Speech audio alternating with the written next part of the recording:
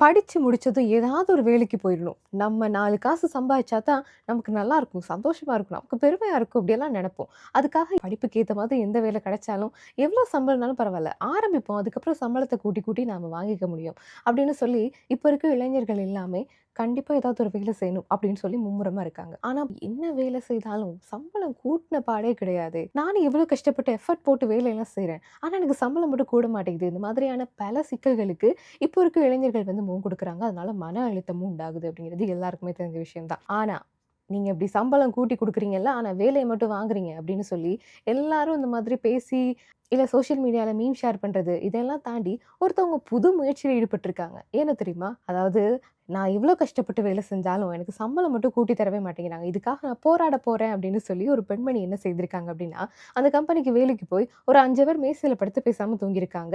அதுக்கு முன்னாடி அவங்க எழுதி வச்சிருக்காங்க என்ன அப்படின்னா, "நான் போராட்டம் பண்றேன். எனக்கு சம்பளம் கூட்டி குடுக்கணும்" அப்படின்னு சொல்லி, "இதுக்காக நான் முன்னெடுத்த போராட்டம் தான் இது" அப்படின்னு சொல்லி சொல்லியிருக்காங்க. எங்க நடந்திருக்கு அப்படின்னா, சைனால நடந்திருக்குது. இது இப்போ இன்டர்நெட்ல ரொம்ப பேசு பொருளா மாறியிருக்க ஒரு விஷயமா இருக்குது. என்னதான் நாங்க கஷ்டப்பட்டு வேலை செஞ்சாலும், நமக்கான சம்பளம் கிடைக்குதுல்ல அப்படின்னு சொல்லி, நாங்க இதே மாரி நம்ம கம்பெனில தூங்க முடியுமா? முடியாதுல்ல. என்ன பண்ணாலும் சம்பளம் மட்டும் கூட மாட்டேங்குது அப்படின்னு சொல்லி உங்ககிட்ட அடிக்கடி சொல்லி புலம்புற உங்க ஃப்ரெண்ட மறக்காம டேக் பண்ணி, இப்படி எதுவும் பண்ணிறாதீங்க அப்படின்னு சொல்லுங்க.